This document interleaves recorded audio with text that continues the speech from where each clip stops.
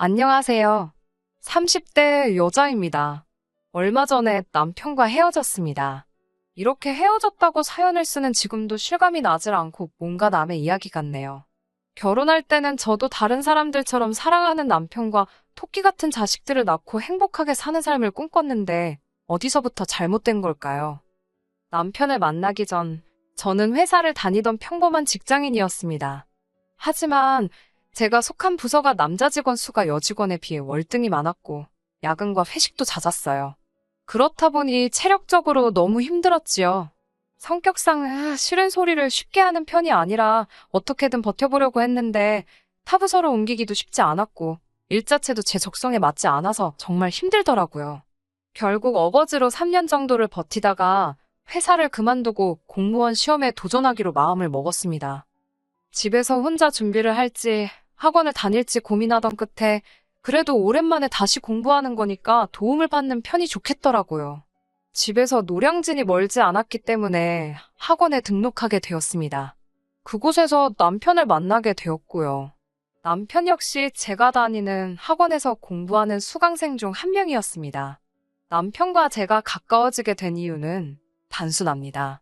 공무원 학원에서도 나름 같이 공부하는 팀을 꾸려주는데 저희가 어쩌다 보니 한 팀에 속하게 되었거든요. 처음에는 6명이던 팀이 어쩌다 보니 다 나가떨어져서 한 달 후에는 남편과 저 두 사람밖에 남지 않았고요. 그러다 보니 둘이서 식사도 종종 하게 되고 아무래도 외로운 수험 생활을 하면서 정신적으로 의지를 했던 것 같습니다. 특히나 남편도 저와 마찬가지로 사회생활을 겪어본 사람이었기에 대화가 잘 통했거든요. 시험을 한 달쯤 앞뒀을 때는 서로 약속했습니다. 꼭 합격해서 정식으로 사귀자고 말이에요. 속상하게도 시험 결과는 좋지 않았습니다. 저는 바라던 공무원에 합격한 반면 남편은 안타깝게 마지막 관문에서 떨어졌더군요. 남편은 비록 자기가 떨어지긴 했지만 그래도 자기의 여자친구가 되어줄 수 있겠냐고 저에게 물었습니다. 사실 이미 함께 힘든 수험 생활을 보내면서 정도 많이 들었고 고마운 마음도 컸기에 남편의 고백을 모른 척 할 수 없었어요. 그렇기에 남편과 연인 사이가 되었고 물심양면으로 그의 수험 생활을 응원하고 지지했습니다. 하지만 남편은 이번에도 불합격을 하고 말았어요. 좌절하고 무너지는 남편의 모습을 보니 달리 해줄 말이 없었습니다. 사실 남편은 저와 처음 만났을 때도 이미 한 차례 낙방을 했던지라 정신적 충격이 몇 배로 커 보였어요. 지켜보는 입장에서도 차마 한 번 더 해보라고 할 수가 없었고 남편 스스로도 할 엄두가 안 나는 눈치였습니다. 무슨 말을 해줘야 할지 모르겠더라고요. 며칠 동안 연락이 닿지 않던 남편은 공무원 준비는 그만하고 대신 취업을 하겠다고 했습니다.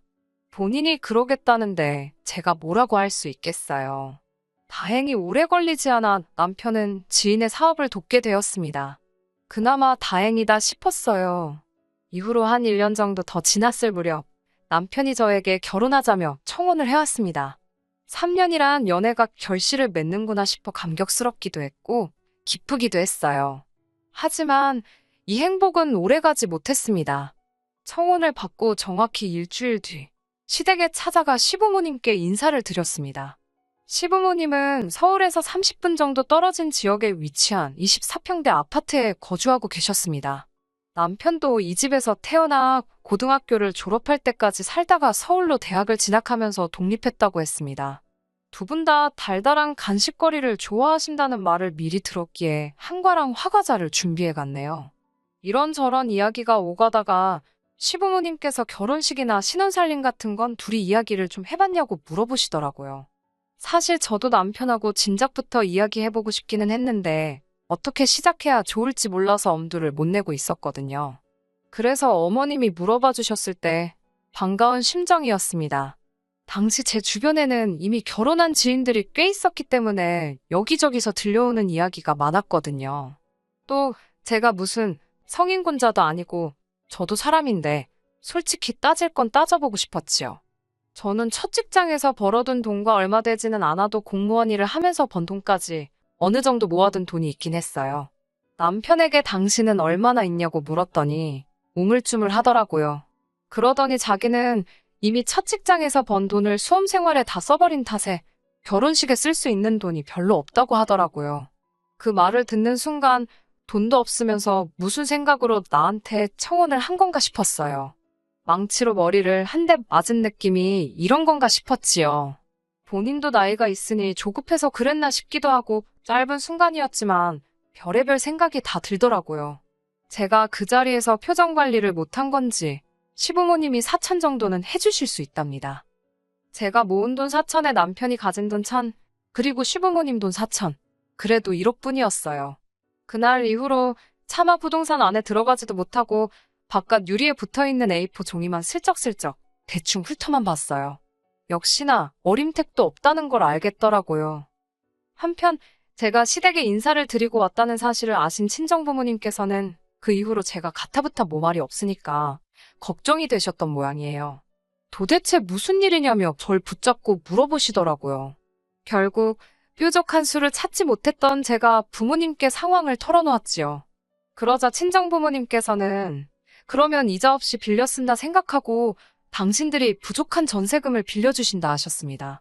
겨우 돈 때문에 좋은 사람을 놓치면 되겠냐면서 말이지요. 커다란 걱정거리를 순식간에 덜게 되니 마음이 너무 홀가분해지더라고요. 그 주 주말 마침 아버님 생신이었기에 다시 한번 시댁에 찾아가게 되었습니다. 그날은 신우와 신우 남편도 와 있더라고요. 남편보다 3살 많은 신우는 뚜렷한 직업은 없고 프리랜서로 활동하면서 자기 용돈 정도만 벌고 있다고 들었습니다. 신우 남편도 대학원을 다니고 있는 학생이라고 했고요. 남편 말로는 애가 생겨서 부랴부랴 혼인신고를 먼저 했는데 애가 잘못되었다더라고요. 그래서인지 사이가 별로 안 좋다나요. 아무튼 아버님 생신상에 모여 다 같이 식사도 하고 이런저런 이야기가 오갔습니다. 그러다 제가 저희 친정에서 1억을 빌려주신다 하여 전세금을 해결할 수 있을 것 같다고 말씀을 드렸어요. 저는 시부모님도 그렇고 남편도 좋아할 줄 알았습니다. 그런데 순간 말 그대로 시간이 얼어붙은 것 같았습니다. 남편은 정말 감사한 일이라면서도 주변의 눈치를 살피는 듯 했고 어머님 역시 아버님과 신우 남편의 표정을 살피는 듯 했어요. 아버님께서는 왜 너희 아버지가 1억을 빌려주시냐면서 너희 둘 다 성인인데 너희들 이름으로 대출받으면 되지 않냐고 물으셨습니다. 약간 화가 나신 듯한 목소리였지요. 그리고 왠지는 모르겠지만 신우 남편이 밥을 다 먹지도 않고 먼저 일어나겠다며 자리를 박차고 일어났고 신우도 진짜 이럴 거냐면서 자기 남편을 따라 나가더라고요. 아무래도 제가 뭔가 말실수를 한 것 같았어요. 남편이 저에게 잠깐 이야기 좀 하자면서 방으로 저를 부르더라고요. 신우 남편이 평소에 처가, 그러니까 저에게는 시댁이네요. 돈 없는 걸 가지고 평소에도 신우를 못 살게 군다는 거예요. 그런데 이번에 처남, 그러니까 제 남편이 돈 있는 처가로 장가간다고 저러는 거랍니다. 제가 불난 집에 기름을 부었다나요. 너무 유치하고 어이가 없었어요.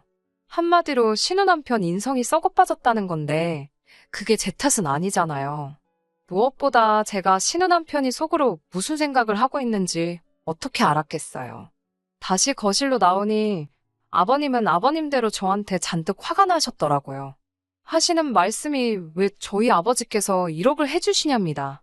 저희 전세금이 부족해서 도와주시고 싶어 하시는 거라고 다시 한번 제가 설명을 드렸더니 정말 그뿐이냐고 물으시는 거예요.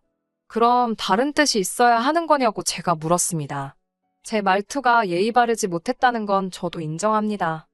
아버님께서는 혹시 저희 아버지가 당신과 기싸움이라도 지금 하려고 그러시는 거 아니냐고, 지금 1억으로 남편하고 당신 기죽이려고 그러는 거 아니냐고 따지셨어요. 제가 어이가 없어서 웃음이 다 나려고 하더라고요. 절대로 그런 거 아니니까 오해하지 마시라고 달래듯 풀어드렸습니다. 이때만 해도 솔직히 그저 나이 드신 아버님의 유치한 노여움 정도로 생각했어요. 하지만 결혼식을 올린 이후로 점점 뭐라고 해야 할까요? 이렇게 표현해도 될지 모르겠는데 남편을 포함한 시댁 식구들이 점점 염치가 없어지더라고요. 결혼식을 올리고 얼마 지나지 않아 친정 아버지의 생신이셨어요. 저희가 결혼할 수 있도록 큰돈을 빌려주시기도 했고 이자도 받지 않으시는 만큼 용돈을 넉넉히 챙겨드리고 싶었습니다. 그래서 남편에게 한 50 정도 드리자고 했지요. 그런데 남편이 펄쩍 뛰면서 자기는 자기 부모님한테 한 번도 30 이상 드려본 적이 없다는 거예요.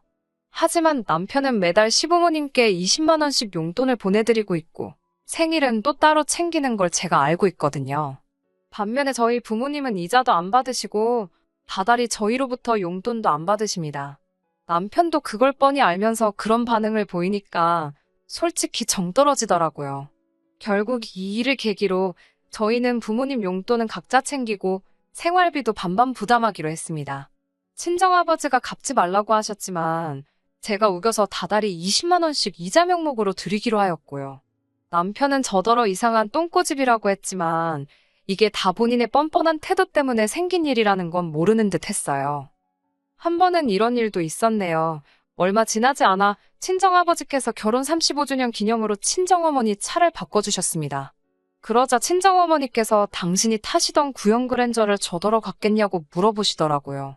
당시 저와 남편은 제가 처녀 때부터 타던 차를 같이 쓰고 있었기에 이참에 두 대를 쓰는 것도 나쁘지 않겠다 싶더라고요. 그래서 좋다고 했습니다. 사실 구형 그랜저라고는 해도 친정어머니께서 어디 멀리 타고 다니신 것도 아니고 4년 정도밖에 가지고 계시지 않았기 때문에 상태도 굉장히 좋았어요. 그런데 남편이 시부모님께 뭐라고 했는지 시부모님께서 굉장히 언짢으신 투로 전화를 걸어오셨습니다. 저더러 하시는 말씀이 네 남편은 새 차 탈 줄 모르는 줄 아냐입니다. 그러면서 사돈도 너무 하시답니다. 새 차를 사주시던가 아니면 차라리 중고차를 팔아서 돈으로 주시지 받는 사람 기분은 생각도 안 하시나 보다고 불평을 늘어놓으시더군요. 황당했지요. 안 줘도 그만인 차를 생각해서 주신 건데 막말로 동네 고철상에 가져다 줬어도 이보다는 좋은 소리를 들었겠다 싶었습니다. 듣고 있자니 이건 뭐 말 그대로 시부모님이 저희 부모님을 무시하는 거잖아요. 순식간에 화가 나더라고요.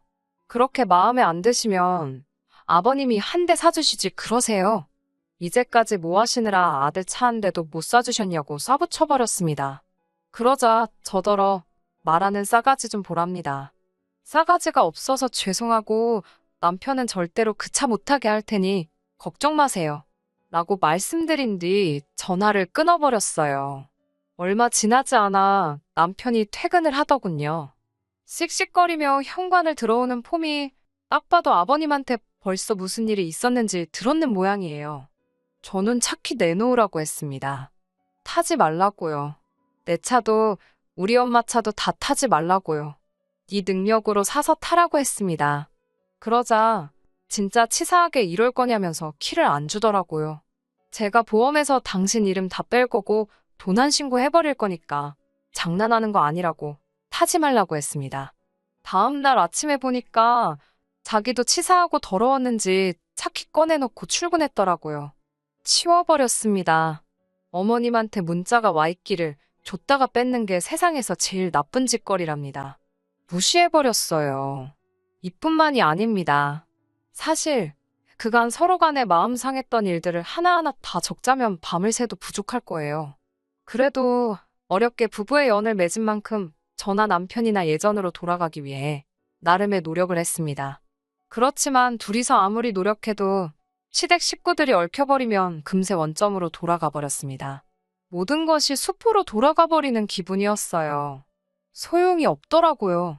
그러다 최근의 일로 저희 두 사람의 관계의 종지부를 찍게 되었습니다. 얼마 전 신우랑 신우 남편이 결국 이혼을 한다는 소식을 듣게 되었습니다.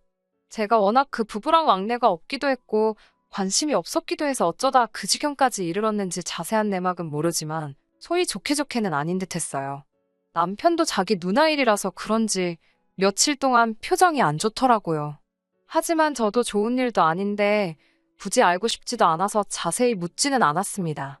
그러다 며칠 뒤 어머님으로부터 전화가 걸려왔어요. 만나서 할 이야기가 있다고 하시더라고요. 경험상 이렇게 각 잡고 밖에서 보자 하시면 안 좋은 이야기였기 때문에 저도 나름대로 마음의 준비를 하고 나갔습니다. 어머님이 말씀하신 카페에 도착하니 아버님도 같이 나와 계시더라고요. 저도 모르게 심장이 쿵쾅거리기 시작했습니다. 두 분은 제가 한숨 돌릴 틈도 주지 않으시곤 당신들 하고 싶은 이야기를 시작하셨습니다. 신우 이혼하는 거 들었냐면서 신우 남편 쪽에서 위자료를 요구한다더군요.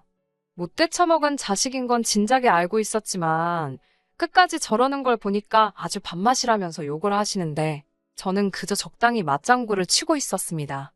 속으로 어디 가서 내 욕도 저렇게 하시겠지. 그런 생각을 하면서요. 그때 어머님께서 다시 위자료 이야기를 꺼내셨어요. 저더러 혹시 모아둔 돈 좀 없냐고 물어보시는 거예요. 당황스럽기도 했고 정말 없었기에 없다고 말씀드렸습니다. 그러자 아버님께서 니네 아버지 돈 많다고 니들 결혼할 때 1억 톡하고 내놓지 않았냐면서 거기다 한번 물어보랍니다. 제가 그 돈은 그때도 말씀드렸다시피 빌려주신 거고, 그리고 저희 아버지가 왜 신우 위자료를 빌려주셔야 하냐 했어요. 그러자 아버님께서는 그럼 너네 결혼할 때 우리가 해준 4천만 원 내놓으랍니다. 우리는 쪼잔하게 빌려준 게 아니고 그냥 준 거였지만 저하는 꼬라지가 마음에 안 들어서 다시 돌려받으셔야겠다고요. 그 돈을 저를 주셨어요? 아버님이 저를 보고 주신 거라고요. 남편이 저한테 장가와야 되는데 돈이 없으니까 주신 게 아니고요. 라고 제가 따지자 그딴 거 모르겠고 당신 돈 내놓으랍니다. 정말 옛날 개그처럼 기가 차고 코가 차더라고요. 그 돈 막말로 무슨 제가 핸드백 하나라도 샀으면 말을 안 해요. 전세 구하는데 다 들어간 거 뻔히 하시는 분이 그러시니 진짜 웃기더라고요. 아버님은 혼자 씩씩대시더니 저더러 기다리랍니다. 그러더니 남편한테도 전화를 거시더라고요. 저도 차라리 잘 됐다 싶었어요. 이 자리에서 뭐가 됐던 간에 아주 결판을 지어야겠더라고요. 얼마 지나지 않아 남편도 금방 도착했더군요. 저와 시부모님 표정을 보고 분위기 파악이 됐는지 짜증스러운 얼굴로 무슨 일이냐고 묻길래 제가 아버님이 4천만 원 돌려달라신다고 짧게 대답했습니다. 그러자 아버님께서 네 마누라 말하는 사가지가 아주 개꼬라지라서 내가 그 돈 돌려받아야겠답니다. 지금 당장 가져오라고 아주 호통을 치시더라고요. 남편은 저를 보더니 너는 빨리 죄송하다고 못하냐면서 앞뒤 사정은 들어볼 생각도 안 하고 눈을 부라리더라고요. 카페에 있던 사람들이 수군거리는 소리는 들리지도 않는지 말이에요. 저도 악에 받쳐서 니네 잘난 아버지가 우리 아빠한테 가서 니네 누나 위자료 꼬으래는데 내가 그런 것까지 해줘야 되냐고 소리를 질렀습니다. 그러자 남편은 순간 벙찐 표정을 짓더니 그래도 어른이 시키면 하는 신용이라도 해야지 뭘 잘했다고 난리냐며 빨리 사과하라는 거예요. 어머님까지 난데없이 이게 다 당신들이 돈이 없어서 그런 거라며 당신들이 건물이라도 몇 채 있었으면 이런 무시를 당했겠냐며 나오지도 않는 눈물을 쥐어 짜내고 계시더라고요. 이 모든 꼴을 지켜보고 있는데 순간 마치 이 모든 상황이 현실 같지 않더라고요. 저도 모르게 친정아버지께 그 자리에서 전화를 걸었습니다. 아버지께 이혼할 거라며 지금 당장 제 계좌로 4천만 원만 보내달라고 했습니다. 그리고는 남편에게 이혼 서류에 도장 찍고 사인해서 준비해 오라고 했습니다. 그나마 다행인 게 전세 계약할 때 제 돈하고 친정아버지가 빌려주신 돈이 어쨌든 대부분이었기에 제 이름으로 계약을 했거든요. 어차피 보증금 돌려받으면 되니까 먼저 4천 주고 끝내버려야겠다 싶더라고요. 제가 이혼 서류 이야기를 꺼내니까 남편이 멈칫하더니 갑자기 그건 또 무슨 소리냐며 성질을 부리더군요. 저는 아버님과 어머님을 지그시 쳐다보면서 4천도 돌려드리고 남편도 돌려드리겠다 했습니다. 다 가져가시라고요. 저는 이제 그쪽하고 연관된 건 10원짜리 하나도 실오라기 하나도 정말 아무것도 필요하지 않다고요. 그리고는 준비되면 연락하라는 말만 남기고 먼저 카페에서 일어났습니다. 차에 올라타서 시동을 거는데 아버님이 카페에서 뛰어나오시는 게 보이더라고요. 그 모습을 보자마자 저도 모르게 악셀을 밟으며 얼른 차를 출발시켰습니다. 곧이어 전화가 미친 듯이 울리기 시작했지만 받지 않았고요. 집으로 오자마자 도어락 비밀번호부터 바꿨네요. 남편은 문자로 아무래도 자기가 순간 부모님 때문에 물불 못 가리고 말을 막 한 것 같다며 미안하답니다. 신우에 관한 일은 자기가 부모님과 잘 해결할 테니 신경 쓰지 말라며 장인어른께 잘 말씀드려 달라고요. 문자는 그냥 삭제해버렸습니다. 그런 식의 연락이 한 2주 가까이 오더니 결국은 남편이 이혼 서류를 가지고 저희 친정으로 찾아왔습니다. 친정아버지께서 현관 밖에 서 있는 남편에게 죽기 싫으면 서류만 놓고 꺼지라고 그러시더라고요. 쫄보 같은 인간, 서류만 놓고 정말 갔더군요. 들리는 소문으로는 저랑 갈라서면서 다시 시댁으로 들어갔답니다. 문제는 시댁으로 들어가고 나니까 제가 일하던 사무실까지 출퇴근 거리가 어지간히 멀어졌나 봐요. 차도 없잖아요. 아니나 다를까 하루가 멀다 하고 지각을 일삼아서 결국 잘렸다고 하더군요. 이제 그 나이에 어디 가서 무슨 일을 해서 먹고 살련지 뭐 알아서 살겠지요. 끝까지 들어주셔서 감사합니다. 오늘의 사연은 여기까지입니다. 구독과 좋아요, 알람 설정 부탁드리고 더 좋은 사연으로 다시 찾아뵙겠습니다. 감사합니다.